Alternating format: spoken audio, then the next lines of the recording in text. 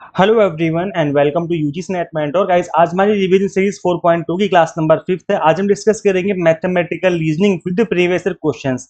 Guys इस series में मैं केवल एग्जाम टारगेटेड कंटेंट आप सभी को अवेलेबल करवा रहा हूं। गाइस देखो, हर यूनिट से आपके एग्जाम में कुछ टॉपिक ऐसे हैं जहां से हर बार मोस्ट ऑफ द टाइम आपके एग्जाम में क्वेश्चन बनते हैं, जिसको हम लोग मोस्ट रिपीटेड टॉपिक कह सकते हैं, एवरग्रीन टॉपिक कह सकते हैं। बस हम उन्हीं टॉपिक को इस सीरीज में कवर कर रहे हैं। तो वैसे इस सीरीज से आपको डायरेक्ट क्वेश्चन एग्जाम में देखने को मिल सकते हैं। इससे पहले मैं 4 क्लास ऑलरेडी ले चुका हूं। तो गाइस मैंने इस रिवीजन सीरीज 4.0 की प्लेलिस्ट बना दी है। इसका लिंक मैंने description box and comment box में अवेलेबल करवा दिया है। तो मेक श्योर आप स्टार्टिंग से सारी क्लासेस को फॉलो करें, इससे आपकी मिनिमम टाइम में ऑल 10 यूनिट्स कवर हो जाएंगे। So this is about me. जैसे कि आप सभी को पता होगा, अभी तक आपने इस चैनल को सब्सक्राइब नहीं किया है, सो मेक श्योर चैनल को सब्सक्राइब जरूर कर लें, ताकि आपको अपकमिंग वीडियोस के सभी नोटिफिकेशन मिलते रहें। आप हमें टेलीग्राम, इंस्टाग्राम, फेसबुक को फॉलो कर सकते हैं। इसके अलावा हमने आप सभी के लिए व्हाट्सएप चैनल भी क्रिएट कर दिया है। टेलीग्राम पे फ्री में हम लोग कई बार आपको क्विज वगैरह भी अवेलेबल करवा देते हैं, जिससे आपकी प्रैक्टिस होती रहेगी। क्लासेस के लिंक मैं शेयर करता हूँ टेलीग्राम पे और आपके व्हाट्सएप चैनल पे। तो मेक श्योर आप हमें यहाँ पे फॉलो करें। इन सभी के लिंक मैंने description box and comment box में अवेलेबल करवा दिए हैं। सो गाइस देखो, एक वीडियो जो कि मैं आपको रिकमेंड करना चाहूंगा कि नेट एग्जाम में तुक्का कैसे लगाएं। गाइस बिलीव मी, 4 से 6 क्वेश्चन आउट ऑफ 150 क्वेश्चन, 4 से 6 क्वेश्चन आप तुक्का लगा के ठीक करके आ सकते हो। लेकिन तुक्का ऐसे नहीं कि अक्कड़ बक्कड़ बम्बे वो शुरू कर दिया और तुक्का लग गया, नहीं। तुक्का लगाने की कुछ ट्रिक्स होती हैं। अगर आप उन ट्रिक्स का यूज करेंगे तो आई एम श्योर आप बहुत ही क्लोज पहुंच जाएंगे आंसर के। और ये आप तभी समझ पाएंगे जब आप इस वीडियो को देखेंगे। अगर देख रखा है तो दोबारा से देख लीजिए, बिकॉज एग्जाम में काफी कम टाइम बचा हुआ है। ऐसे में ये वीडियो आपको काम आएगी। देखो, मैं ये नहीं कह रहा हूं कि तुक्का लगाने से एग्जाम क्रैक हो जाएगा, लेकिन 4 से 6 क्वेश्चन अगर आपको फ्री फ्री में मिल जाते हैं तो क्या ही कहने। एक सिंगल क्वेश्चन से कई बार सिलेक्शन जो है वो रुक जाता है। तो 4 से 6 क्वेश्चन अगर आपको मिल जाते हैं एक 150 क्वेश्चन में से तुक्का लगा करके, तो क्या ही कहने। इस वजह से मैं बोल रहा हूँ कि ये जो तुक्का टेक्निक है इसको समझ लीजिए, सीख लीजिए। ये डेफिनेटली आपको 4 से 6 क्वेश्चन को और अर्न करने में हेल्प करने वाली है। तो इस वीडियो का लिंक मैं description box and comment box में अवेलेबल करवा दूंगा। गाइस इससे पहले हम क्लास में आगे बढ़े, छोटा सा अनाउंसमेंट कर देते हैं आप सभी के लिए कि हमने आप सभी को पेपर 1 का एक शॉर्ट ड्यूरेशन का कोर्स अवेलेबल करवाया है, जिसकी फीस ओनली 999 है। इसके अलावा एक 1 मंथ वाला कोर्स भी अवेलेबल है। इन दोनों ही कोर्सेज को डिजाइन इस तरीके से किया गया है कि कंप्लीट कंटेंट आप मिनिमम टाइम में फिनिश कर लेंगे। यहाँ पर आप अपनी जो तैयारी वो सुपर फास्ट तरीके से कर सकते हैं। पेपर 1 के अलावा हम आपको कॉमर्स मैनेजमेंट पॉल साइंस भी पढ़ाते हैं। गाइस हमने दिसंबर 2026 के लिए 6 मंथ वाले कोर्सेज भी आपको अवेलेबल करवा दिए हैं। कंप्लीट कंटेंट बाइलिंगुअल होता है, 100 मॉक टेस्ट पीडीएफ नोट्स मिल जाते हैं, और एक टॉपिक एक क्लास आपकी एग्जाम टारगेटेड रहती है। सो मेक श्योर आप इन सभी कोर्सेज को गो थ्रू करें। करना क्या होगा इस, एक बार सिंपली आप गूगल प्ले स्टोर से एग्जामिनेटर ऐप इंस्टॉल कर लीजिए अपने मोबाइल फोन में। अगर आप iOS यूजर हैं तो उसका लिंक हमने अलग से इसी वीडियो के description box and comment box में अवेलेबल करवा दिया है। तो कंप्लीट जो कोर्स है हमारा इसी ऐप में अवेलेबल है। गाइस देखिए, ये टॉपिक ऐसा है परसेंटेज वाला, जो कि मोस्ट ऑफ टाइम आपके एग्जाम में पूछा जाता है। ये आपका प्रीवियस ईयर के क्वेश्चन है, और यहां से मैं आपको एक क्वेश्चन दिखाता हूं किस तरीके का क्वेश्चन पूछा गया था आपके एग्जाम में। यहाँ से आपको, ये आपका यूजीसी नेट का भी रिसेंट में पूछा गया क्वेश्चन है लास्ट सेशन का। सक्सेसिव डिस्काउंट आपको बताना है कौन सा इक्विवेलेंट डिस्काउंट है, मतलब यहाँ पे मैच ऑफ दी फॉलोइंग है। अब सक्सेसिव डिस्काउंट क्या होता है? सक्सेसिव डिस्काउंट का मतलब है कि सपोज करो कोई सामान आपका 100 रुपए का है, तो पहले आपने उस पर 20% का डिस्काउंट दिया, तो सामान 80 रुपए का हो गया। फिर आपने कहा कि चलो एक काम करते हैं, अगर आप ज्यादा सामान परचेस करोगे तो हम आपको 10% का डिस्काउंट और दे देंगे। तो 10% का डिस्काउंट मतलब किस पे? इस पे 80 रुपए पे, यानी कि आपका 10% डिस्काउंट 8 रुपए हो गया। मतलब आपका जो सामान है वो 72 रुपए का आपने सेल किया। तो ये होता है सक्सेसिव डिस्काउंट, मतलब 2 डिस्काउंट आपने दे दिया लगातार उसी सामान पे। अब अगर सपोज करो ये 20% और ये 10%, टोटल 30% का डिस्काउंट हुआ। अब अगर 30% निकालोगे 100 रुपए का, तो 30 रुपए आएगा। इसका मतलब सामान आपने 70 में सेल किया होगा। तो जो ये वाली अप्रोच है वो गलत हो जाती है। सामान एक्चुअली में 72 रुपए का सेल हुआ है, ना कि 70 रुपए का। तो सक्सेसिव डिस्काउंट में जनरली बच्चे यहीं पे गलती करते हैं। इसका देखो गाइस, एक सिंपल सा फॉर्मूला, एक शॉर्टकट है इसको कैलकुलेट करने का, कि अगर आपने 2 डिस्काउंट एक साथ दे दिए तो इसका फॉर्मूला ये है x plus Y minus X into Y upon में 100। अब ये जो x है ये है पहली 10% की वैल्यू, जो y है ये 15%, यहाँ पे 10%, यहाँ पे 15%, और डिवाइड बाय 100। तो सपोज करो ये आपका, चलो मैं इस वाले इसको लेता हूँ क्योंकि इसके कैलकुलेशन थोड़ा इजी है। दूसरा वाला जो है 20 और 30% वाला है ना, इसको लेते हैं। चलो, तो यहाँ पर 20% हो गया, तो ये 30% हो गया, 2 डिस्काउंट हो गया, फिर माइनस 20 इंटू 30 मल्टीप्लाई बाय 100, ठीक है, ये 20 है। 2 जीरो से 2 जीरो कट गए ये वाले, 20 और 30 कितना हो गया? 50 हो गया। और माइनस 3 टू 6 होता है ना, 6 माइनस करोगे तो कितना आ गया? 44 आ गया। यानी कि इसका हो जाएगा 44। ठीक है, इस तरीके से आपको निकाल करके सबको यहाँ पर मैच ऑफ दी फॉलोइंग करना था। अच्छा, एक चीज आपने ऑब्जर्व करी कि अगर हम दोनों डिस्काउंट को ऐड कर दें, जो 20% 30% का डिस्काउंट, अगर दोनों को ऐड कर दें तो जो आपका आंसर निकल के आता है, मतलब जो आप इसका सक्सेसिव डिस्काउंट निकालते हो, तो वो 30 20 50 होता है, यानी 50 से थोड़ा सा कम आता है, 50 से थोड़ा सा कम आता है। तो इस टेक्निक का यूज करके भी, क्योंकि मैच ऑफ द फॉलोइंग है, आपको एग्जैक्ट आंसर नहीं बताना है, आपके सामने ऑलरेडी आंसर मेंशन है, तो यहां पर तो कैलकुलेट करने की जरूरत ही नहीं है। आपको सिंपल बस ये देखना है कि जैसे 10 और 15 25 हो गया, यानी अब जो आंसर आएगा 25 से थोड़ा सा कम होगा। अब 25 से थोड़ा सा कम कौन सा, इसमें देखो 25 से थोड़ा सा कम ये है, यानी कि ए का हो जाएगा थर्ड। इस तरीके से कैलकुलेट कर सकते हो गाइज, आपको यहाँ पर एग्जैक्ट आंसर निकालने की जरूरत नहीं है। 20 और 30 50 होता है, और 50 से थोड़ा सा कम आंसर आना चाहिए। 50 से थोड़ा सा कम 44 ही है यहाँ पर, और तो कोई है नहीं 50 से थोड़ा सा कम। 10 और 20 30 होता है, 30 से थोड़ा सा कम, तो 30 से थोड़ा सा कम 28 ही होगा, है ना, 32 तो हो नहीं सकता 30 से थोड़ा सा कम, है ना, तो यानी कि इसका हो जाएगा फर्स्ट।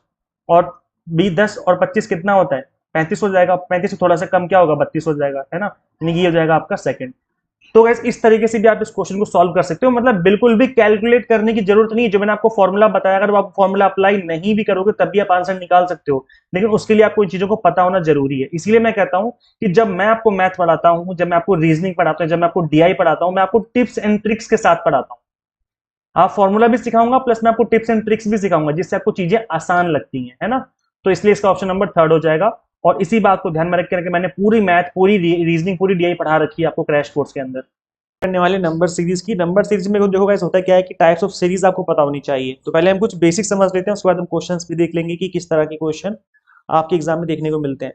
तो हम यहाँ अगर देखें नंबर सीरीज को ऑब्जर्व करें, तो इसमें एक तो होती है आपकी प्योर सीरीज, जिसमें एक ऐसी सीरीज गिवन होती है जिसमें ना तो कुछ आपको ऐड करना है ना कुछ माइनस करना है, बस आपको उस सीरीज को ऑब्जर्व करना है, देखना है कि वो सीरीज किस तरीके से फॉर्म की गई है। जैसे इवन नंबर की सीरीज होती है 2 4 6 8 10, तो नेक्स्ट क्या होगा 12 होगा, नेक्स्ट क्या होगा 14 होगा। तो ये आपकी इवन नंबर की सीरीज होती है। अब इस इतने इजी क्वेश्चन नहीं आते हैं, लेकिन आपको पता होना चाहिए किस तरह की सीरीज होती है। ऑड नंबर होते हैं जैसे 1 3 5 7 9, तो नेक्स्ट क्या होगा 11, नेक्स्ट क्या होगा 13। तो ऑड नंबर्स की सीरीज इस तरीके से होती है, जिसको हम लोग क्या बोलते हैं, सम संख्या और विषम संख्या। तो इस तरीके से आपके प्योर नंबर्स कहलाते हैं, जिसमें कोई मिलावट नहीं है। जो संख्या है, जो नंबर्स हैं, वो अपने कैरेक्टरिस्टिक्स के अकॉर्डिंग गिवन होते हैं। इसके अलावा प्राइम नंबर्स होते हैं जो कि डिवाइड नहीं होते हैं, जैसे आप देखेंगे 2 3 5 7 11 13, ये डिवाइड नहीं होते। नेक्स्ट नंबर कौन सा हो जाएगा 14 15 16, तीनों नंबर डिवाइड होते हैं, 17 डिवाइड नहीं होता। इसके बाद फिर 19 डिवाइड नहीं होता। तो ये आपके प्राइम नंबर की सीरीज होती है। परफेक्ट स्क्वायर होते हैं जैसे 121, आपको पता है कि 11 का स्क्वायर है। 144 12 का स्क्वायर हो गया। 169 13 का स्क्वायर। इस तरीके से स्क्वायर नंबर वाली सीरीज भी गिवन हो सकती है। परफेक्ट क्यूब होते हैं जहाँ पर आपको नंबर्स की जो क्यूब गिवन होते हैं उसके बाद आपको आइडेंटिफाई करना हो सकता है कि कौन सा नंबर का नेक्स्ट होगा इसमें। इसके अलावा डिफरेंस सीरीज ही अभी आती है आपके एग्जाम में, और ज्यादातर ये क्वेश्चन पूछे जाते हैं आपके एग्जाम में डिफरेंस वाले, जिसमें आपको डिफरेंस आइडेंटिफाई करना होता है कि कितना डिफरेंस है और नेक्स्ट नंबर क्या होगा। जैसे आप यहाँ पे देख सकते हो अपनी स्क्रीन पे 13 18 28 43 63, तो इसमें आपको गैप आइडेंटिफाई करना है। तो इसमें क्या गैप है, 5 का गैप है। इसमें कितना गैप है, 10 का गैप है। नेक्स्ट इसमें कितना गैप है, फिर 15 का गैप है। फिर नेक्स्ट कितना गैप है, इसमें 20 का गैप है। फिर नेक्स्ट कितना गैप होगा, फिर 25 का गैप होगा, क्योंकि आप देख रहे हो कि जो गैप है 5 5 से इंक्रीज हो रहा है। तो इस तरीके से नेक्स्ट नंबर क्या हो जाएगा 88 हो जाएगा। तो इस तरीके की सीरीज भी आपको देखने को मिल सकती है एग्जाम में। इसके बाद ज्योमेट्रिक सीरीज होती है। ज्योमेट्रिक सीरीज क्या होती है गाइस, जिसमें या तो कुछ मल्टीप्लाई हो रहा है या तो कुछ डिवाइड हो रहा है। जैसे आप यहाँ पे देख पा रहे होंगे 5 35 245 1715, तो ये क्या है, इसमें मल्टीप्लाई हो रहा है। 5 की मल्टीप्लाई 7 में की तो 35 आ गया। देन अगेन हम 7 की मल्टीप्लाई करेंगे 245, अगेन हम 245 की 7 मल्टीप्लाई करेंगे तो 1715, अगेन हम 7 की मल्टीप्लाई करेंगे तो हमें नेक्स्ट नंबर मिल जाएगा, दैट इज 12005। तो यहाँ पर क्या है, किसी नंबर की मल्टीप्लीकेशन हो रही होती है, या डिवीजन भी हो सकता है। जैसे ये नंबर है, हम 11 से डिवाइड करेंगे तो ये नंबर आ जाएगा, 11 से डिवाइड करेंगे तो ये नंबर आ जाएगा, 11 से डिवाइड करेंगे तो ये नंबर आ जाएगा, फिर 11 से डिवाइड करेंगे तो नेक्स्ट नंबर आ जाएगा 3। तो इस तरीके से भी आप आइडेंटिफाई कर सकते हो कि सीरीज किस तरीके से गिवन है और सीरीज में क्या पूछा जा रहा है। यहाँ पर अगर नंबर बड़े बड़े गिवन है स्टार्टिंग में, तो मैं आपको ये सजेस्ट करूंगा कि आप यहाँ से सीरीज को आइडेंटिफाई करना स्टार्ट ना करें, बल्कि इस साइड से सीरीज को आइडेंटिफाई करना स्टार्ट करें। यहाँ से कंपेरेटिवली ईजी होता है सीरीज को आइडेंटिफाई करना, जहाँ नंबर छोटे होते हैं। तो इस तरीके से आप चीज़ों को ऑब्जर्व करिए। ऐसे ही आप देखेंगे यहाँ पर जो नंबर है, यहाँ पर डिवाइड बाय 2 नेक्स्ट नंबर आ रहा है, डिवाइड बाय 2 नेक्स्ट नंबर आ रहा है, divide by 2 next number, 40 divide by 2 21, 21 divide by 2, तो नेक्स्ट नंबर क्या आ जाएगा 10.5। या आप ऐसे भी देख सकते हो कि यहाँ पर जो नंबर एक दूसरे के डबल हो रहे हैं, जैसे 21 का डबल 42, 42 का डबल 84, 84 का डबल 168, 168 का डबल 336, मतलब यहाँ पर हर नंबर में मल्टीप्लाई 2 हो रहा है। तो यहाँ पर पीछे वाला नंबर क्या होगा 10.5, तभी तो उसका डबल 21 होगा ना। तो इस तरीके से भी आप चीज़ों को आइडेंटिफाई कर सकते हो। इसके अलावा 2 टीयर अर्थमेटिक सीरीज भी होती है। इसमें क्या होता है, 2 टीयर बन रहे होते हैं, मतलब आप यहाँ पे एग्जांपल देख सकते हो 4, 5, 9, 16, 26, 39, 55। अब इसमें क्या है, इसमें आप देखेंगे कि जो आपके नंबर्स हैं इसमें जो डिफरेंस है उनका भी डिफरेंस निकालना पड़ेगा आपको।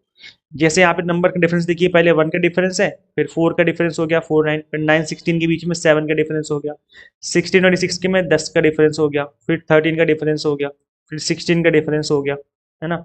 फिर इस तरीके से आपको अगेन यहाँ पर डिफरेंस निकालना होगा। इनके बीच का डिफरेंस देखिए, 1 4 के बीच में 3 का डिफरेंस, 4 7 के बीच में 3 का डिफरेंस, मतलब यहाँ पर एक डबल डबल सीरीज बन रही है। एक तो नीचे सीरीज बन रही है 3+3+3 हो रहा है सब में, और वही नंबर जो है ऊपर +3 करोगे तो यहाँ पर 19 हो जाएगा, और 19 में 55 ऐड करोगे तो 74 हो जाएगा। तो 2 टीयर सीरीज में क्या होता है, डबल डबल हमें माइनस करना पड़ता है। डबल डबल यहाँ पर सीरीज होती है, एक ही सीरीज के अंदर दो दो सीरीज छिपी होती हैं। इसके अलावा आप एक सीरीज लास्ट सीरीज है, that is mix series. Mix में क्या होता है कि यहाँ पर कुछ भी हो सकता है, कुछ मल्टीप्लाई हो रहा है, कुछ ऐड भी हो रहा है, साथ में मल्टीप्लाई भी हो रहा है। ऐसी सीरीज भी होती है जहाँ पर आप 5 में कुछ ऐड भी करना है और साथ में कुछ मल्टीप्लाई भी करना है। इस तरीके की सीरीज भी होती है, और इस तरह के क्वेश्चन भी एग्जाम में देखने को मिल सकते हैं। जैसे सीरीज है 7, 15, 32, 67, 138, इस तरह की सीरीज गिवन है। अब यहाँ पे आप देखेंगे कि जो नेक्स्ट नंबर बन रहा है ना, 7 के बाद जो नेक्स्ट नंबर बन रहा है 15, वो कैसे बना, 7 की मल्टीप्लाई 2 में करी और +1 कर दिया तो 15 हो गया। फिर 15 की मल्टीप्लाई 2 में करी, फिर 2 ऐड कर दिया। फिर 32 की मल्टीप्लाई 3 में करी, और सॉरी 2 में करी, 32 मल्टीप्लाई बाय 2 किया, और फिर उसमें क्या कर दिया हमने, ऐड कर दिया 3। तो यहाँ पे क्या है, मल्टीप्लाई भी कर रहे हैं 2 से और नंबर भी ऐड करते जा रहे हैं 1 2 3 4 इस तरीके से। तो आपकी जो सीरीज है वो बन जाएगी। तो इस तरह की जो सीरीज होती है उसको हम लोग मिक्स सीरीज के नाम से जानते हैं। सीरीज को सॉल्व करने के लिए आप यहाँ पर क्यूब नंबर्स याद करके रख सकते हो कि किस नंबर का क्या क्या क्यूब होता है, और साथ ही आप स्क्वायर भी याद करके रख सकते हो। स्क्वायर और क्यूब याद कर लेंगे तो थोड़ा कंपेरेटिवली चीज़ें ईजी हो जाती हैं, चीज़ों को आइडेंटिफाई करना इजी हो जाता है। जैसे कोई नंबर गिवन है 2744 और आपको पता ही नहीं कि 2744 क्या होता है, तो फिर आप कैलकुलेट करने बैठ जाओगे। और अगर आपको याद है कि ये 14 का क्यूब होता है तो फिर रिलेशन बनाना इजी हो जाएगा नंबर्स के बीच में, और क्योंकि एग्जाम में रिलेशन बनाने से फटाफट से क्वेश्चन सॉल्व होता है। इसको ट्राई करिए सॉल्व करने का, सोच के देखो क्या आंसर हो सकता है इसका और किस तरीके से सॉल्व करना है इसको हमें। तो गाइस देखो कितना इजी क्वेश्चन है ये, 7 10 8 11 9 12। अब देखो गाइस जब भी ऐसा हो रहा हो ना कि नंबर बढ़ रहे हैं फिर घट रहे हैं, फिर बढ़ रहे हैं फिर घट रहे हैं, फिर बढ़ रहे हैं फिर घट रहे हैं, अगर ऐसा हो रहा है तो पक्का उसमें कुछ ऐड हो रहा होगा और कुछ माइनस हो रहा होगा, या कुछ मल्टीप्लाई हो रहा होगा या तो कुछ डिवाइड हो रहा होगा। इस तरीके से आपको चीज़ें आइडेंटिफाई करनी है। तो यहाँ अगर आप ध्यान से ऑब्जर्व करेंगे तो आपको पता चलेगा कि यहाँ जो नंबर्स हैं इसमें 7 में हम 3 ऐड कर रहे हैं तो 10 बन रहा है, और 10 में 2 माइनस कर रहे हैं तो 8 बन रहा है, फिर 8 में 3 ऐड कर रहे हैं तो 11 बन रहा है, 11 में हम 2 माइनस कर रहे हैं तो 9 बन रहा है, फिर 9 में हम 3 ऐड कर रहे हैं तो 12 बन रहा है, और 12 में हम क्या करेंगे 2 माइनस करेंगे तो क्या हो जाएगा, ये 10 हो जाएगा। So option number B will be the correct answer of this question. तो इस तरीके से आपको सॉल्व करना है, सोचना है एग्जाम हॉल में। अब गाइस देखिए ये जो क्वेश्चन है आपकी स्क्रीन पे, ये यूजीसी नेट पीवाईक्यू का क्वेश्चन है, एग्जाम में पूछा हुआ क्वेश्चन नहीं है। Find the missing term in the series below. अब इसको में आपको बताना कि क्वेश्चन मार्क की जगह पे कौन सा नंबर आएगा। तो अगर आप ध्यान से ऑब्जर्व करेंगे तो आपको ये पता लगेगा कि जो सीरीज है इसमें काफी गैप है। तो या तो यहाँ पर मल्टीप्लीकेशन हो रहा होगा, तो फिर स्क्वायर या फिर क्यूब रूट हो रहा होगा, है ना। उसी केस में ही यहाँ पर जो नंबर है काफी स्पीड से बढ़ते हैं, प्लस माइनस तो यहाँ पर बिल्कुल नहीं हो रहा है। तो ये चीज मैंने आपको पहले सिखा दी है। अब गाइस देखो यहाँ पर एक अच्छी बात ये होती है कि आपको ऑप्शन गिवन होते हैं, तो यहीं पे आपको आइडेंटिफाई करना है कि कौन सा ऑप्शन जो है राइट आंसर होगा। तो आपको बस मैच करना है कि कौन सा आंसर है फिट बैठ रहा है। तो 27 की मल्टीप्लाई अगर आप 3 में करोगे, 3 में तो 81 आ जाएगा। 81 की मल्टीप्लाई अगर आप 3 से करोगे तो यहाँ पे आ जाएगा 243, ठीक है। और देन अगेन वही 243 की मल्टीप्लाई आप 3 में करोगे तो आ जाएगा 729। 729 की मल्टीप्लाई 3 में करोगे तो आ जाएगा 2187। फिर अगेन 2187 की मल्टीप्लाई 3 में करोगे तो आ जाएगा 6561। मतलब यहाँ पर हर एक नंबर की 3 से मल्टीप्लीकेशन हो रही है और हमें अगला नंबर मिलता जा रहा है। तो ये गाइस देखो, ये सोचने का तरीका यही है कि अगर नंबर में गैप बहुत ज्यादा है तो या तो वहां पर मल्टीप्लीकेशन हो रहा है या फिर स्क्वायर या क्यूब हो रहा है। तो ये तरीका एक सोचने का जहां पर नंबर में बहुत बड़ा गैप हो। तो इसका राइट आंसर क्या हो जाएगा? Option number first, that is 243। I hope आपको समझ में आ गया है और ये आपका यूजीसी नेट का पूछा हुआ क्वेश्चन है। देखो गाइस, मैं आपको दोबारा रिपीट कर दूं क्योंकि हम रिवीजन कर रहे हैं, तो मैं आपको बस रिवीजन के पॉइंट ऑफ व्यू से पढ़ा रहा हूँ। अगर आप कंप्लीट स्टार्टिंग से स्टडी करते हो, अगर आप हमसे स्टार्टिंग से स्टडी करते हो, तो उस केस में क्या होता है, मैं आपको हर टॉपिक पहले बेसिक्स बताता हूँ, फिर उसके क्वेश्चंस की प्रैक्टिस करवाता हूँ, फिर उसकी रिवीजन करवाता हूँ। तो इस तरीके से हमारा प्रोसेस रहता है। लेकिन क्योंकि ये रिवीजन कर रहे हैं हम लोग, तो बस इसकी हम रिवीजन पर्पज से इस क्लासेस ले रहे हैं, क्योंकि टाइम भी इतना नहीं बचा है। तो जो इंपॉर्टेंट फैक्ट है हम उसको समझ रहे हैं और आगे बढ़ रहे हैं। तो आपको ये नहीं लगना चाहिए सर वो बिल्कुल ऊपर ऊपर से पढ़ा रहे हैं, क्योंकि टाइम ही इतना बचा है, तो मैं उसको बिल्कुल रिवीजन के पर्पज से करवा रहा हूँ। अल्फाबेट सीरीज में आपको इस तरह की सीरीज देखने को मिल सकती है, जहाँ पे S C D T E F U G H इस तरीके से अल्फाबेट गिवन होते हैं। एक मिसिंग होता है, देन आपको आइडेंटिफाई करना है कि यहाँ पे क्या आएगा। तो गाइस देखिए, यहाँ पर आप देख सकते हो क्लियरली दैट आपको इसमें ऑब्जर्व करना होगा कि इनमें क्या रिलेशन बन रहा है। जैसे एस के बाद टी आता है, टी के बाद यू आता है, यू के बाद वी आता है, वी के बाद डब्ल्यू आता है। तो यहाँ पर पहला अल्फाबेट क्या बनना चाहिए? वी बनना चाहिए। और आप यहाँ देखेंगे चारों ऑप्शंस में केवल वी यहीं पर गिवन है, इसका मतलब option number C will be the right answer. इस तरीके से एक ही बार में एक ही झटके में आंसर निकल सकता है। इसके अलावा आप देखेंगे जो नेक्स्ट सीरीज है, जैसे सी डी है, सी डी फिर ई एफ फिर जी एच फिर आई जे आना चाहिए, तो आई जे ये रहा है ना, फिर के एल। इस तरीके से अल्फाबेट आपस में रिलेटेड है। Sorry guys. चलो आगे बढ़ते हैं। जैसे ये आपके सामने एक नया क्वेश्चन मैंने ओपन किया हुआ है। सो इस सीरीज के अंदर आप देखेंगे कि यहाँ पर जो अल्फाबेट गिवन है, इसमें कोई ना कोई ऐसा होगा जो कि रिलेशन बना रहा होगा। अगर आप ध्यान से ऑब्जर्व करेंगे इस सीरीज को, तो आपको पता चलेगा कि यहाँ पर जो अल्फाबेट है, एल ए हो गया, फिर एल ए हो गया, फिर एल ए हो गया, फिर एल ए हो गया। यहाँ पर मतलब एल ए जो है वो कंफर्म है कि सेकंड और फोर्थ पोजीशन पे एल ए रहेगा ही रहेगा। तो एल ए से कुछ लेने देने नहीं है आपको। आगे सीरीज देखेंगे तो यहाँ पर ई एफ फिर जी एच फिर आई जे, तो यहाँ पे क्या आएगा? के एल, है ना, के एल कौन सी पोजीशन पे? फर्स्ट और थर्ड पोजीशन पे। और बाकी एल ए जो है वो सेकंड और फोर्थ पोजीशन पे फिक्स है कि वहां पे वो होना ही है ना। तो यहाँ पर के एल एल ए मतलब option number D will be the right answer. इस तरीके से आपको अल्फाबेट सीरीज के क्वेश्चन देखने को एग्जाम में मिल सकते हैं। अब हम बात करेंगे वॉच बेस्ड क्वेश्चन की, जहां पर आपको घड़ी के सुई के बीच में बताना पड़ता है कि कितने डिग्री का एंगल बन रहा है। तो इस तरह का क्वेश्चन भी एग्जाम में देखने को मिला है, और ये आपको पता होना चाहिए। सिंपल सा फॉर्मूला है, अगर आप इस फॉर्मूले को याद कर लेंगे, तो अगर इससे क्वेश्चन बनेगा तो आप इजीली इसका आंसर कर पाएंगे। तो आप अपने स्क्रीन पे देख पा रहे होंगे formula to find out the degree in watch. आपको सिंपल डिग्री बताना है, तो डिग्री के लिए फॉर्मूला याद रखना है, 11/2 मल्टीप्लाई हमें करनी मिनट वाले जितना भी मिनट गिवन होगा, जैसे 15 मिनट हो गया, 20 मिनट, 1 घंटा, मतलब 1 घंटा तो नहीं, जितने भी मिनट गिवन होंगे उसको यहाँ पे रखना है आपको। फिर जो आर गिवन होगा, जैसे 2 घंटे 15 मिनट, तो 15 रखना है आपको यहाँ पर और 2 रखना है आपको यहाँ पर, और सॉल्व कर देना है। बस इतना सा काम करना है, आपका आंसर निकल के आ जाएगा। तो चलो फटाफट से मैं क्वेश्चन पे लेके चलता हूँ आपको। जैसे क्वेश्चन गिवन, अगर आपको गिवन हो that what will be the angle at 5:15, 5:15 पे कितना एंगल, कितने डिग्री का एंगल बनेगा। तो 5:15 का मतलब ये क्या हो गया? 5 हो गया आर वाला और 15 हो गया मिनट्स वाला। तो बस आपको मिनट वाले में 15 रखना है और आर वाले में 5 रखना है, and you will get the answer. तो यहाँ पर आप देखेंगे कि जो हमारा फॉर्मूला है वो क्या था? वो था हमारा 11/2 मल्टीप्लाई बाय मिनट, माइनस करेंगे हम 30 मल्टीप्लाई बाय आर। ठीक है, तो 11/2 तो फिक्स है हमारा फॉर्मूले वाला, मल्टीप्लाई बाय मिनट। अब मिनट में यहाँ पर 15 मिनट गिवन था, 5:15 टाइम क्या था? 5:15 था ना, तो यहाँ पर 15 आ जाएगा, माइनस 30 और आर में कितना है? 5।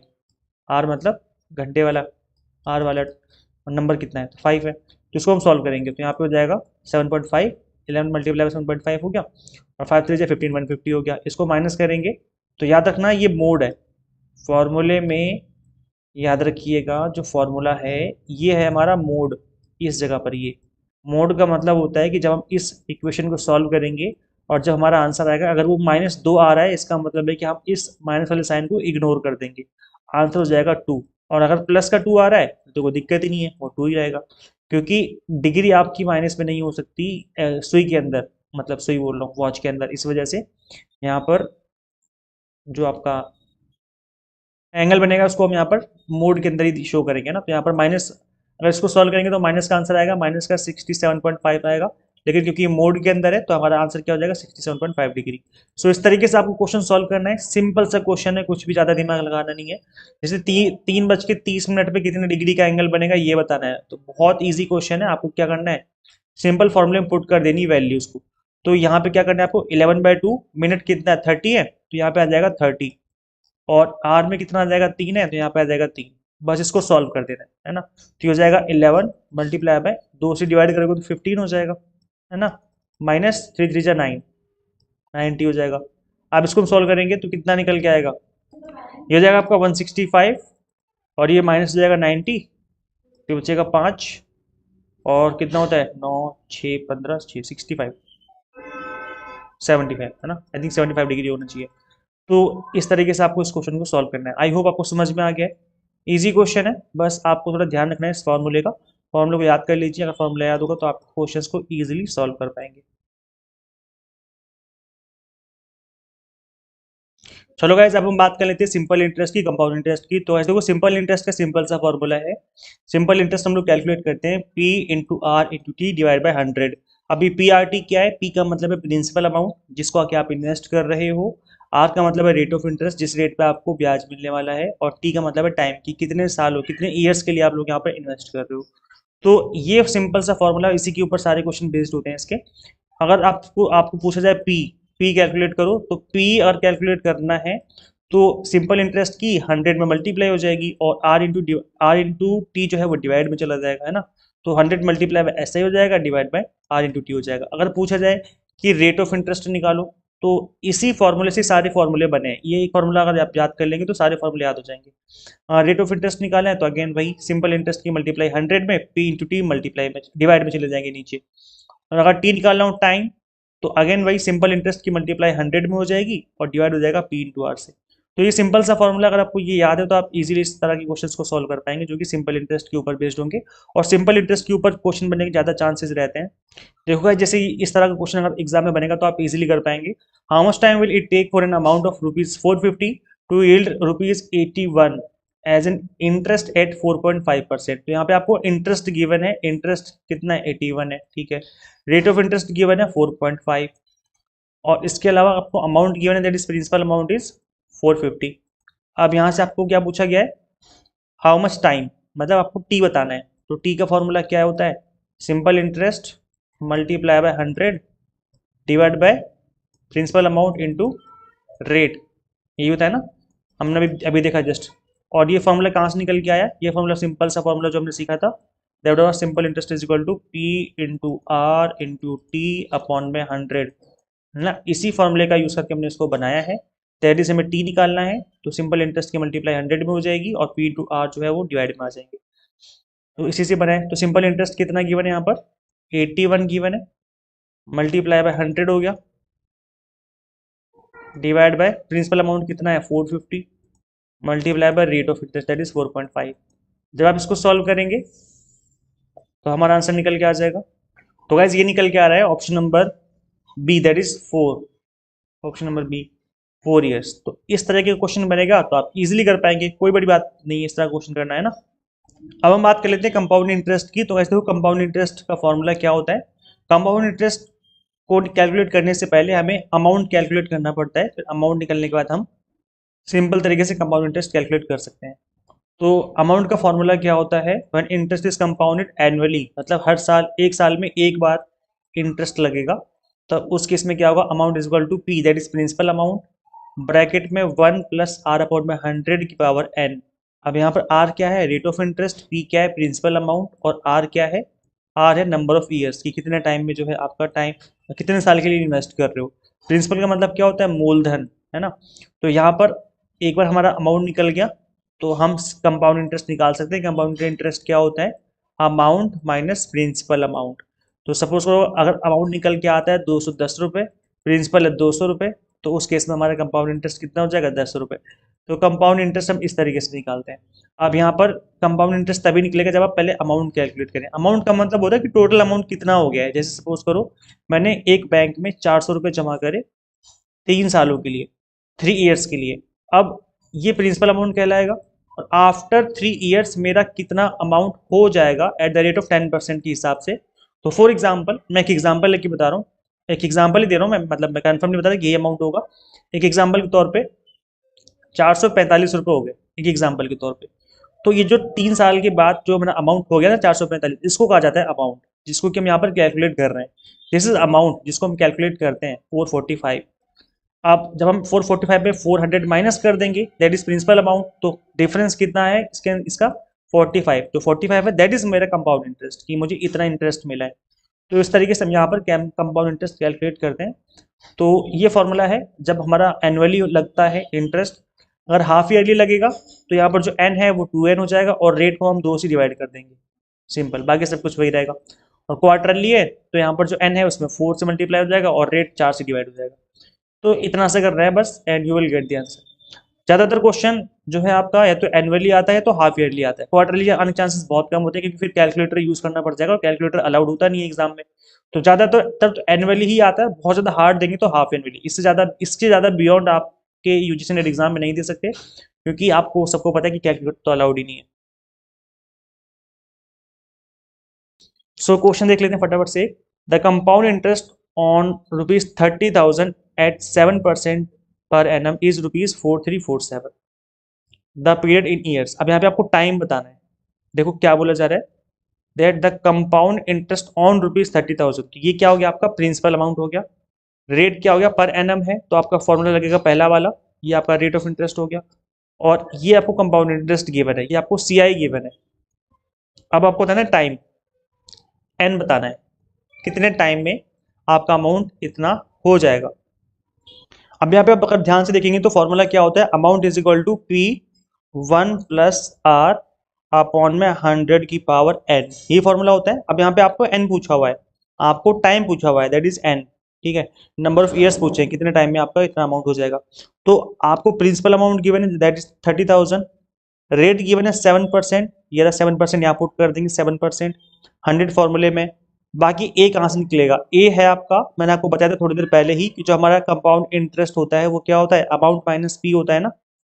तो अगर आपको कंपाउंड इंटरेस्ट गिवन है और आपको ए पता लगाना है, यानी अमाउंट इज इक्वल टू क्या हो जाएगा, compound interest plus P, that is principal amount. तो कंपाउंड इंटरेस्ट कितना है 4347, और प्रिंसिपल अमाउंट है 30,000। इनको आपस में ऐड कर देंगे तो हमारा अमाउंट निकल के आ जाएगा। तो ये क्या हो जाएगा 34,347, ये हो जाएगा आपका अमाउंट, है ना। इनको हमने बस आपस में ऐड कर दिया है, तो हमारा अमाउंट निकल के आ गया। अब हम इन वैल्यूज को पुट कर देंगे फॉर्मूले में, और हम एन के लिए कैलकुलेट करेंगे, and you will get the answer.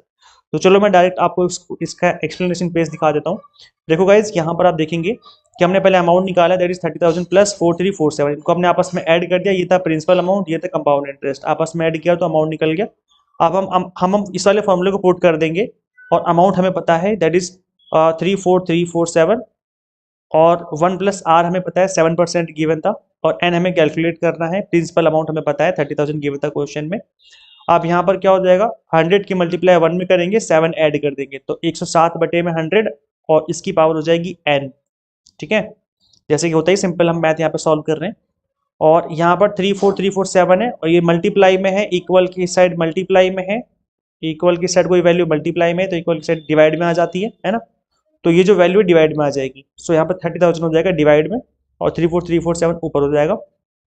अब यहाँ पर क्योंकि हमें n कैलकुलेट करना है, पावर कैलकुलेट करनी है, तो हमें इसको भी पावर की फॉर्म में कन्वर्ट करना पड़ेगा, और फिर हम पावर को आपस में इक्वेट कर देंगे, है ना। तो हमें यहाँ पर इसको इक्वल करने के लिए हमें पहले बेस को इक्वल करना पड़ेगा, मतलब इसको हमें इन नंबर्स की फॉर्मेट में कन्वर्ट करना है। तो थोड़ा ध्यान से अगर ऑब्जर्व करेंगे तो आपको पता चल जाएगा कि यहाँ पर, सो गाइस अगर ध्यान से देखेंगे तो यहाँ पर जो 30,000 है इसको हम 100 में कन्वर्ट नहीं कर सकते, क्योंकि आगे 3 है। इसका मतलब है कि इसको हमें सिंप्लीफाई करना है। एग्जाम में इस तरीके से आप थोड़ा सोच सकते हो। तो जब हम इसको सिंप्लीफाई करेंगे तो ये आपकी वैल्यू आ जाएगी 11140, ऊपर 11449, इस तरीके से हो जाएगा। आप जब इस तरीके से वैल्यूज हो जाएंगी, इसका मतलब है कि आप हम इसको कन्वर्ट कर सकते हैं 100 में, क्योंकि आप देखेंगे आगे जो बेस है वो 1 है, क्योंकि नीचे आगे 0 है ना, इसलिए। तो यहाँ पर 2 0 है ना, इसका मतलब है कि 100 मल्टीप्लाई बाय 100, है ना। इसका मतलब हो जाएगा कि 100 का स्क्वायर हो जाएगा, इसलिए यहाँ पर क्या हो जाएगा, हमने 100 का स्क्वायर कर दिया है। और ऊपर जब नीचे 100 का स्क्वायर हो जाएगा तो ऊपर नंबर ऑटोमेटिकली ही इक्वल हो जाएगा। 107 का स्क्वायर करोगे तो यही वैल्यू निकल के आएगी। तो आपको बस नीचे वाले नंबर पे मेहनत करनी है, जो कि इजी नंबर है, इजी नंबर है, इसको इसमें कन्वर्ट करना इजी है ना। देखने से पता चल रहा है कि 2 जीरो है यहाँ पर, 2 0 इसका मतलब स्क्वायर से बात बच जाएगी हमारी। ऊपर वाले नंबर को कन्वर्ट करना मुश्किल है, तो यहाँ पर 107 को हम ऐसे एग्जैक्ट रख देंगे, क्योंकि वो ऑटोमेटिकली हो जाएगा। क्वेश्चन का फॉर्मेट ही ऐसा होता है कि वो ऑटोमेटिकली इसमें फिट हो जाएगा। तो अब क्योंकि यहाँ पर बेस इक्वल है, इसका मतलब पावर इक्वल हो जाएगी, 107 डिवाइड बाई 100, 107 डिवाइड बाई 100, और यहाँ पर n की पावर कितनी हो जाए, n जो है वो 2 की इक्वेट हो जाएगा, सो n विल बी 2 ईयर्स। तो इस तरीके से आपको इस तरह की क्वेश्चंस को सॉल्व करना है। एक क्वेश्चन और देख लेते हैं, इस तरह का क्वेश्चन भी एग्जाम में आपको देखने को मिल सकता है। What will be the compound interest on a sum of ₹25,000 after 3 years at the rate of 12%। तो आपको कंपाउंड इंटरेस्ट कैलकुलेट करना है। मैंने आपको स्टार्टिंग बताया था कि कंपाउंड इंटरेस्ट कैसे कैलकुलेट करते हैं हम लोग, अमाउंट में से माइनस करते हैं हम लोग प्रिंसिपल अमाउंट। तो पहले हमें अमाउंट कैलकुलेट करना होगा। प्रिंसिपल अमाउंट ऑलरेडी गिवन है क्वेश्चन में, 25,000 रुपए का अमाउंट है आपका। तो अमाउंट क्या होगा, अमाउंट हो जाएगा P1 प्लस R अपॉन में 100 की पावर n, है ना। तो इस वाले फॉर्मूले को पुट करेंगे और हमें पहले अमाउंट कैलकुलेट करना है, उसके बाद हम यहाँ पर वैल्यू पुट कर देंगे अमाउंट की, और पी हमें पहले से पता है 25,000 है, यहाँ पुट कर देंगे, you will get the compound interest. तो चलो फटाफट से हम लोग पहले अमाउंट कैलकुलेट कर लेते हैं। अमाउंट कैलकुलेट करना बहुत ईजी, क्योंकि सारी वैल्यूज गिवन है, पी गिवन है, टी एन गिवन है, मतलब कि इनका आपका जो टाइम है वो गिवन है, और रेट ऑफ इंटरेस्ट गिवन है 12%, है ना। तो चलो फटाफट से हम लोग कैलकुलेट कर लेते हैं अमाउंट। तो देखो गाइस, अमाउंट कैलकुलेट करेंगे हम लोग फटाफट से। अमाउंट क्या हो जाएगा, principal amount 1 plus R, R 12% given है, की पावर 3, तो 25,000। इसको हम क्या करेंगे, 3 बार खोल देंगे, है ना। सो यहाँ पर इन्होंने डिवाइड किया है, 2 6 जा 12, 2 5 जा 10, इस तरीके से, फिर 2 3 जा 6, 25, है ना। तो ये कितना हो जाएगा, 3/25। अब यहाँ पर क्योंकि ये 1 प्लस 3/25 है, तो ये क्या हो जाएगा, 25 से कम 25 और 3 28, 28 अपॉन में 25 हो जाएगा। इस तरीके से ये 28 अपॉन में 25 हो गया है। अब इसको क्योंकि पावर 3 है, तो क्या करेंगे, हम इसको 3 बार खोल देंगे, तो ये हो जाएगा आपका 28/25 मल्टीप्लाई बाय 28/25 मल्टीप्लाई बाय 28/25, है ना। अब इसको हम सॉल्व करेंगे, कैलकुलेट करेंगे, हमारा ये निकल के आ रहा है फिर अमाउंट। तो हमारा कंपाउंड इंटरेस्ट क्या हो जाएगा, कंपाउंड इंटरेस्ट हो जाएगा this amount, that is amount minus जो कि प्रिंसिपल अमाउंट था स्टार्टिंग में 25,000, माइनस करेंगे, you will get the compound interest. तो इस तरीके से थोड़ा सा कैलकुलेट करना है। इस तरह के क्वेश्चन थोड़े से कैलकुलेटिव हो सकते हैं, तो इसके लिए आपको कैलकुलेशन थोड़ा सा उस पर काम करना पड़ेगा, कैलकुलेशन के ऊपर। गाइज ये देखिए, एक क्वेश्चन और आया था, यूजीसी नेट का पीवाई की क्वेश्चन है ये, कितना इजी क्वेश्चन है। अब इसमें जनरली स्टूडेंट क्या करते हैं कि सबको डिवाइड करने बैठ जाएंगे, 3 को डिवाइड करेंगे, है ना, 19 को डिवाइड करेंगे 7, इस तरीके से हर एक नंबर को डिवाइड करेंगे और पूरी पूरी वैल्यू निकालने के लिए बैठ जाएंगे। ऐसा नहीं करना है, तो टाइम वेस्ट होगा आपका। वैसे अगर ये जो फ्रैक्शन गिवन है यहाँ पर, अगर ये 1 या 2 वैल्यू, 2 या 3 वैल्यू हो, तो हम तो और ज्यादा शॉर्ट ट्रिक अपना सकते हैं। लेकिन क्योंकि यहाँ पर ज्यादा वैल्यूज हैं, 4 या 5 वैल्यूज अगर आपकी हैं, तो फिर तो आपको एक एक वैल्यू सॉल्व करके देखना पड़ेगा। लेकिन बहुत ज्यादा डिटेल में सॉल्व नहीं करना, ये सेकंडों में काम होगा। देखो कैसे, 2/3 है, तो 2/3 का मतलब हो गया कि 3 को आपको डिवाइड करना है ना। तो यहाँ पर पॉइंट लगाओगे तो 0 हो जाएगा, तो 3 6 18 होता है, मतलब यहाँ पर 0.6 आएगा। बस हमें पहली वैल्यू निकालनी है, क्योंकि यहाँ पर ऑप्शन गिवन है, हमें बस ऑप्शन में देखना है कि कहाँ पे फिट बैठ रहा है हमारा आंसर। ऐसे 19 है, यहाँ पर हम पॉइंट लगाएंगे तो यहाँ पर 0 होता है ना, तो जब हम डिवाइड करेंगे 19 से, तो कितना हो जाएगा, ये हो जाएगा आपका 70, है ना। तो 19 या 57 होगा, 0.3, और क्योंकि 19 चौके 76 हो जाएगा, तो 76 तो ज्यादा हो जाएगा, 19 या 57 यहीं तक हो जाएगा। फिर पॉइंट लगा के 0, 11/88, ये 0.8 हो गया। और ये पे देखो ये कितना हो जाएगा, पॉइंट लगाओगे तो 80 हो जाएगा। फिर कितना हो जाएगा, ये 9 7 63, 9 8 72, ये भी 0.8 के समथिंग हो जाएगा। और यहाँ पर पॉइंट लगाओगे तो 0 हो जाएगा, मतलब जब डिवाइड करेंगे, डिवाइड करना तो आता है ना भाई, 7 है तो डिवाइड पॉइंट लगाओगे तो 0 होता है ना, यहाँ पर 70 बनेगा, है ना। तो ये कितना हो जाएगा, ये हो जाएगा और 9 7 63, 9 7 63, हाँ, तो ये जाएगा 0.7। ठीक है, अब देखो, अब आपको अरेंज करना था असेंडिंग ऑर्डर, मतलब बढ़ते क्रम में। सबसे पहले छोटी वैल्यू आएगी, तो छोटी वैल्यू क्या है, छोटी वैल्यू बी है, तो सबसे पहले बी आना चाहिए। तो ऑप्शन में देखिए कि सबसे पहले बी कहाँ पे गिवन है, सबसे पहले बी इन तीनों ऑप्शन में गिवन है, इसमें बी गिवन नहीं, इसका मतलब ये एलिमिनेट हो गया, हम एलिमिनेट कर रहे हैं। तो असेंडिंग ऑर्डर का मतलब बढ़ते क्रम में, सबसे पहले छोटी वैल्यू आएगी, पहले बी आ गया, अब उससे बड़ी वैल्यू आएगी। अब आप इसमें बच्चा बच्चा बता देगा कि भाई सर 0.3 के बाद 6 आना चाहिए, 7 तो उससे बड़ा है ना, तो 6 का मतलब पहले ए आना चाहिए, बी के बाद ए आना चाहिए, फिर क्या आना चाहिए, ई आना चाहिए। इस तरीके से बढ़ेगी वैल्यू हमारी, है ना। तो यहाँ पर सबसे पहले बी आएगा, फिर ए आएगा। देखो बी और ए सिर्फ और सिर्फ इसी ऑप्शन में है, बाकी कहीं पर ऑप्शन में बी और ए आगे है ही नहीं। इसका मतलब ऑप्शन नंबर फर्स्ट आपका आंसर हो जाएगा। आगे आपको चेक ही नहीं करना, बस खत्म, ये 2 निकालते ही काम आपका काम तमाम हो गया, और option number A is the right answer. तो अगर इस तरीके से अगर थोड़ा ट्रिक्स लगा करके सॉल्व करेंगे, तो एक तो टाइम बचेगा। गाइस देखो, इस क्वेश्चन को कोई भी सॉल्व कर लेगा, लेकिन मेन प्रॉब्लम है टाइम बचाने की। भाई टाइम बचाना है हमें, इस क्वेश्चन को आप 5 मिनट लगाओ, 7 मिनट लगाओ, आराम से सॉल्व होगा, गलती भी नहीं होगी। लेकिन नहीं, हमें इस क्वेश्चन को 30 से 40 सेकंड में ही सॉल्व करना है और आगे बढ़ जाना है, क्योंकि टाइम बहुत कम होता है, हमें टाइम बचाना है अनसीन पैसेज के लिए और डेटा इंटरप्रिटेशन के लिए, है ना। तो इसलिए इस तरीके से इस क्वेश्चन को करेंगे तो बहुत जल्दी बन जाएगा। तो ये आपका यूजीसी नेट का पीवाई की क्वेश्चन है, आई होप आपको समझ में आ गया है। चलो गाइस, अब हम बात कर लेते हैं ट्रेन स्पीड से रिलेटेड जो क्वेश्चन बनते हैं। तो इसके लिए आपको सिंपल सा एक फॉर्मूला याद रखना है, that is speed is equal to distance upon में टाइम। बस इतना सा फॉर्मूला याद रखना है। हिंदी में बात करें तो चाल बराबर दूरी बटा समय, चाल बराबर दूरी बटा समय, ये होता है ना हिंदी में हम बात करें तो, चाल बराबर दूरी बटा समय। तो speed is equal to distance upon में टाइम। अगर ये फॉर्मूला याद हो तो आप आराम से सारे क्वेश्चन कर सकते हो। डिस्टेंस कैसे कैलकुलेट करते हैं हम लोग, स्पीड इनटू टाइम करके, यानी कि अगर आपको दूरी दूरी पता लगानी है तो चाल की हमें समय के साथ मल्टीप्लाई करनी पड़ती है। टाइम पता लगाना हो तो टाइम के लिए क्या करेंगे हम लोग, टाइम का फॉर्मूला हो जाएगा डिस्टेंस अपॉन में स्पीड, है ना। तो सारे फॉर्मूले इसी से बने हैं। अगर आपको ये वाला फॉर्मूला याद है, that is speed is equal to distance upon में टाइम, इसका मतलब है कि आप इजीली क्वेश्चन कर पाएंगे। अब इससे पहले हम क्वेश्चन करें, मैं आपको बता दूं कि अगर क्वेश्चन में 2-3 यूनिट गिवन होती है, मतलब 2-3 नंबर गिवन होते हैं, अगर सारे नंबर किलोमीटर पर आवर में गिवन है फिर तो कोई दिक्कत ही नहीं है ना। और अगर एक गिवन है 10 किलोमीटर पर आवर और दूसरी यूनिट गिवन है 3 मीटर पर सेकंड, तो फिर ऐसे में आपको इस किलोमीटर पर आवर को मीटर पर सेकंड में कन्वर्ट करना पड़ेगा, फिर आंसर निकालना पड़ेगा।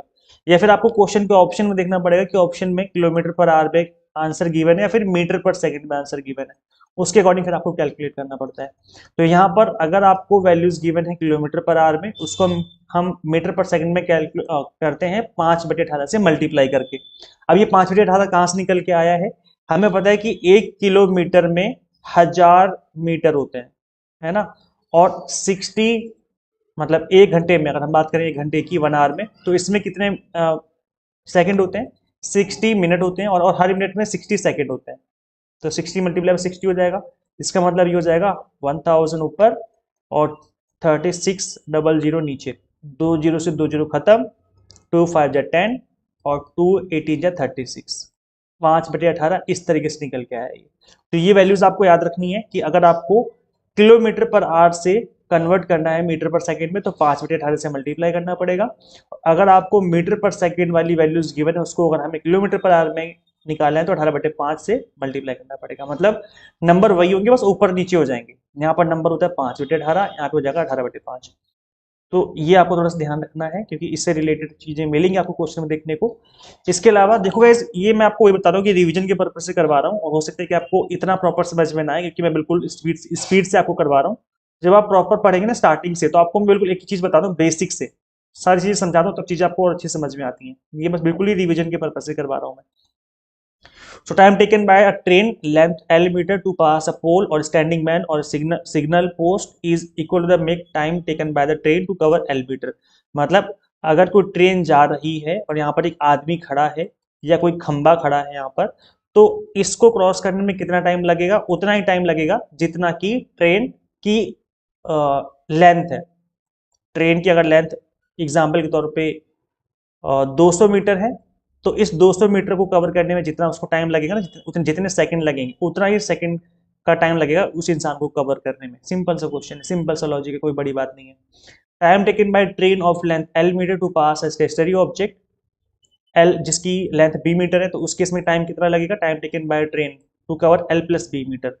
देखो गाइज, यहाँ पर क्या बोला जा रहा है कि एक ट्रेन आ रही है और यहाँ पर अब कोई इंसान नहीं खड़ा, अब एक प्लेटफॉर्म है। अब प्लेटफॉर्म की जो डिस्टेंस होती है ना, प्लेटफॉर्म काफी बड़ा होता है, तो इस ट्रेन को, इस प्लेटफॉर्म को क्रॉस करने में कितना टाइम लगेगा। तो यहाँ पर अब क्या करेंगे हम, जो ट्रेन की लेंथ है L वो, और जो स्टेशनरी ऑब्जेक्ट है दैट इज आपका प्लेटफॉर्म हो गया, उसको, इन दोनों को हम ऐड कर देंगे L प्लस बी। अब सपोज करो ट्रेन की जो लेंथ है वो 200 मीटर है और जो आपका ये प्लेटफॉर्म है वो 300 मीटर है, तो ऐसे में अब इन दोनों को ऐड कर देंगे, 500 मीटर ऐड कर दिया। अब इस 500 मीटर को कवर करने में जितना टाइम लगेगा ना, जितने टाइम लगेगा इस 500 मीटर को कवर करने में, उतना ही टाइम लगेगा उसको इस stationary object that is platform को कवर करने में। तो ये सिंपल सी चीजें जो कि बेसिक्स आपको पता होनी चाहिए, नहीं तो क्वेश्चन नहीं कर पाओगे, दिक्कत होगी, है ना। अगर 2 ट्रेनें आ रही हैं, सेम डायरेक्शन में चल रही हैं, एक की स्पीड u है, एक की स्पीड v है, तो उसकी रिलेटिव स्पीड क्या हो जाएगी, u माइनस वी।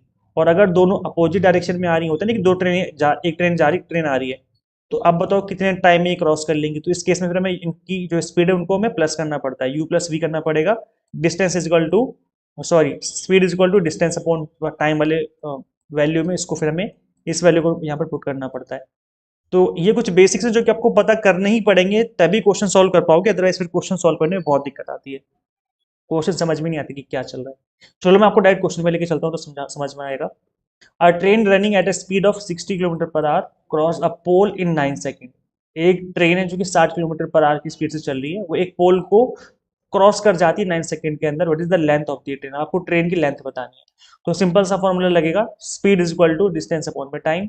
अब यहाँ पर स्पीड क्या है, स्पीड है 60 किलोमीटर पर आवर, लेकिन यहाँ पर दूसरी जो वैल्यू गिवन है वो सेकंड में गिवन है। तो मैंने आपको बताया था कि कन्वर्ट करना पड़ेगा, यहाँ पे हमें क्या करना पड़ेगा, वैल्यू को हमें इस वैल्यू को हमें सेकंड में कन्वर्ट करना पड़ेगा, मतलब मीटर पर सेकंड में कन्वर्ट करना पड़ेगा, क्योंकि आंसर भी मीटर में ही गिवन है। तो यहाँ पर हमें इस वैल्यू को कन्वर्ट करना पड़ेगा मीटर पर सेकंड में। उसके लिए क्या करना पड़ेगा, हमें 60 की मल्टीप्लाई करनी पड़ेगी 5/18 में, ये सुनो। तो इतना सा काम करना है तो हमारा जो मतलब जो वैल्यू है मीटर पर सेकंड में कन्वर्ट हो जाएगी। सपोज करो इसको हमें कन्वर्ट करना पड़ता है किलोमीटर पर आवर में, तो हमें क्या करना पड़ता, 18/5 करना पड़ता, तब जो हमारी वैल्यू है किलोमीटर पर आवर में हो जाती। लेकिन वो ऑलरेडी किलोमीटर पर आवर में गिवन है तो उसको कन्वर्ट करने की जरूरत ही नहीं है ना। मैं बस एक बात बता रहा हूँ कि किलोमीटर पर सेकंड में 5/18 और किलोमीटर पर आवर में 18/5, इन दोनों वैल्यूज को याद रखना है। मल्टीप्लाई करोगे तो ऑटोमेटिकली वैल्यूज कन्वर्ट हो जाएंगी। तो पहले मैं वैल्यू कन्वर्ट करनी है, उसके बाद में 9 सेकंड से मल्टीप्लाई कर देनी है। क्यों, क्योंकि मैंने आपको क्या बताया था, मैंने आपको बताया था कि एक ट्रेन जब जा रही है ना, तो अगर कोई पोल है, यहाँ पर कोई इंसान या पोल खड़ा है, तो जब जितनी ट्रेन की लेंथ है उसी लेंथ को कवर करने में जो टाइम लगेगा वही टाइम लगता है इस इंसान को क्रॉस करने में या फिर इस पोल को क्रॉस करने में। तो टाइम का पता लगाना है ना, तो टाइम का पता कैसे लगता है, speed is equal to distance upon में टाइम। तो टाइम अगर पता लगाना है हमें तो टाइम क्या हो जाएगा, distance, oh sorry guys, time तो ऑलरेडी गिवन है ना, मैं 9 सेकंड, हमें डिस्टेंस का पता लगाना है। डिस्टेंस मतलब लेंथ का पता लगाना है कि ट्रेन की लेंथ कितनी है।